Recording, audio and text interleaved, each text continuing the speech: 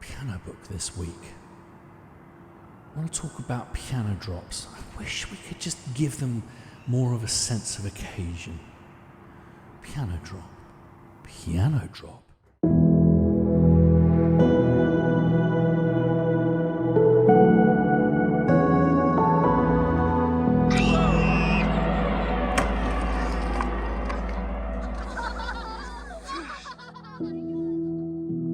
Pianobook is a community of like-minded composers whose passion for music is matched only by our passion for sound. So much, we share it. Over 300 instruments free for our fellow music makers to use in their productions, alongside over 800 music tracks that demonstrate their potential. A great new way of browsing this treasure trove of sounds is our Instagram page. If you haven't followed that yet, well worth doing. Not only can you see all the instruments there, but actually if you go into them, unmute, you can actually browse sounds.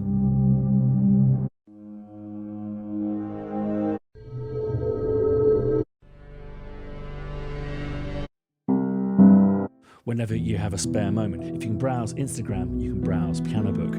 What I love most about the Pianobook community is it hears beauty in everything and anything, whether it be a rusty gate, an inability to play an instrument well, a drinks bottle, something found in a charity shop. Instruments bear witness to everything and everyone who has played it, echoing decades of practice, generations of proud performance, and centuries worth of beats and measures branded into it and resonating back with every note. For me, whatever the instrument, there's always a beauty, and the secret to sampling is to find that beauty and to draw it out.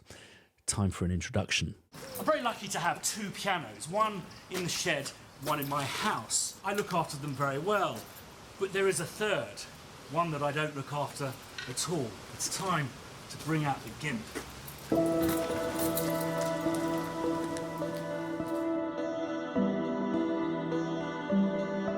A vintage Broadwood made especially for John Cuthbertson and Sons in Glasgow in 1900 and frozen to death.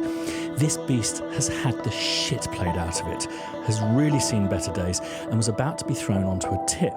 We felt it only appropriate to rescue it and see this piano off with more of a dignified bang. And when I say it's had the shit played out of it, the elephant is falling off it. It's been played so hard, very much on its last legs. So in order to usher the very best, its inner beauty out, we thought we'd go and get some tools.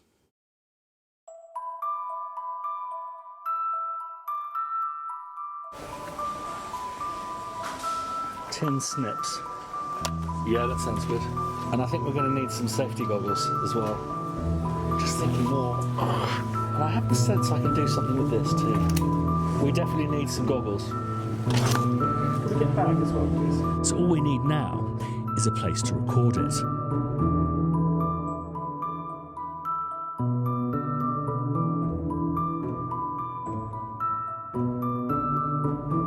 Stuart, it's lovely to see you again. Lovely to see you How are you doing? I'm very well. We're keeping appropriate distance. Yes, surviving 2020. We've brought the Gimp in, and we were first just going to discuss the kind of sound that we were looking for. This has got an incredibly soft tone. It's actually quite pleasant. Well, what I had set up was as a sort of over the piano sound is a stereo ribbon mic, the AEA R88, which will capture the whole instrument beautifully. And there's a pair of Neumann U67 valve mics, which will probably position depending on whether the front panel is going to be on or off when we're sampling it. And then in the room, I'd put up a pair of DPA 4006s just to capture everything, really, in the nicest possible way.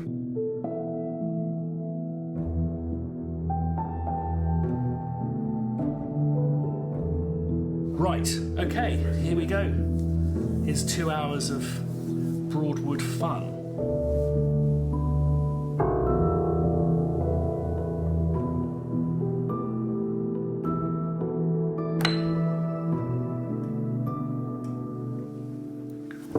Oh, God. I now have Spitfire start trace, which basically means even if I want to smile, I can't. We've got 3 different instances for the 3 different microphones. Okay, let's have a listen with the room mics.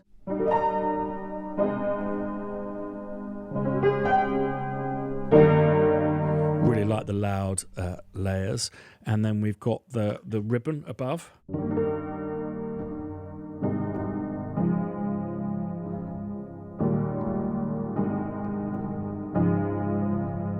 But I think my favourite is going to be the U67. Such beautiful mics.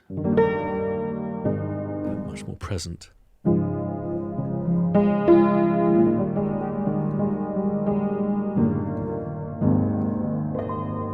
So what's really surprising about the Gimp is, for an old piano that's just about to die, it has a huge amount of warmth and resonance, which you wouldn't usually expect. The reason why pianos die, usually around the 100-year mark, is they rely on a soundboard, which is this massive piece of wood that's held under stress. So it's kind of got a slightly curved shape, which is the way wood best resonates.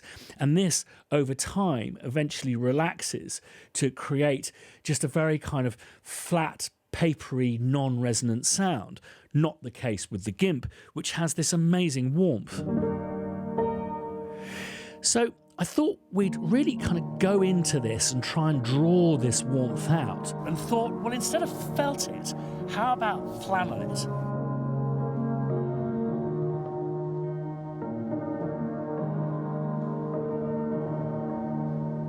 And here it is, the Gimp flannelled.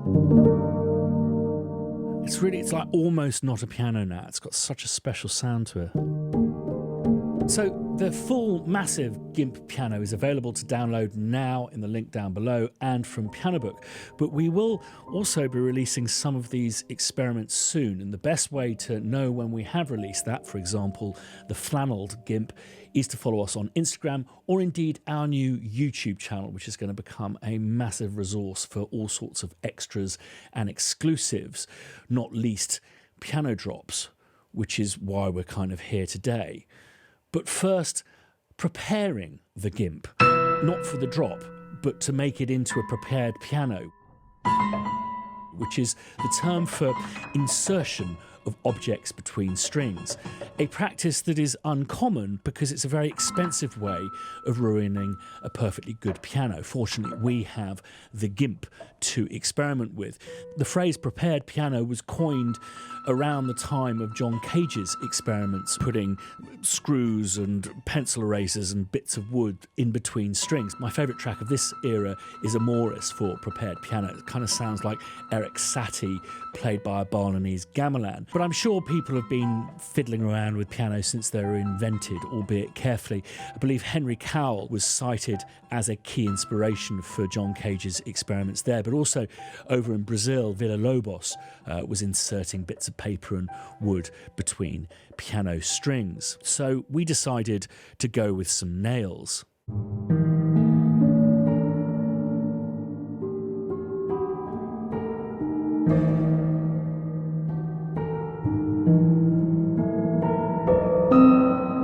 Let's just take it to Naughtyland. I'm sure it's going to sound awesome.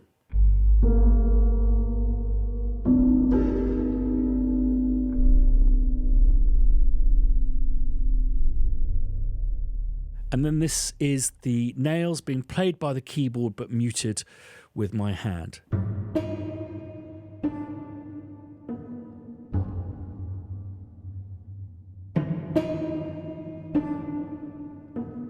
And then this is me plucking the nails that are inserted into the strings.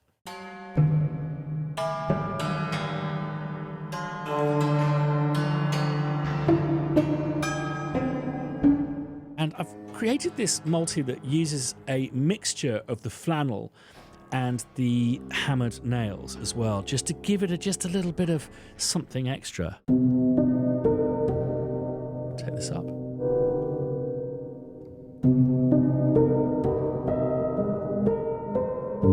Whilst it's a real privilege to not have to worry about damaging a piano by inserting stuff between its strings, it's also a real privilege to do this.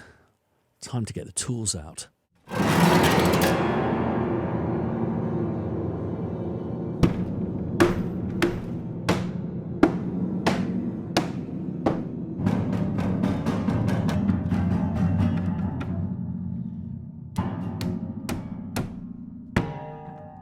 Okay, so time for the grand finale. Now, why are we doing this? Well, every week on our YouTube channel, subscribe to it down below, we do a thing called a PianoDrop, where you get a selection of the best stuff that's been submitted that week and also some of our old favourites. But the YouTube channel is also going to become a resource for all sorts of extra content and tutorials about recording and sampling.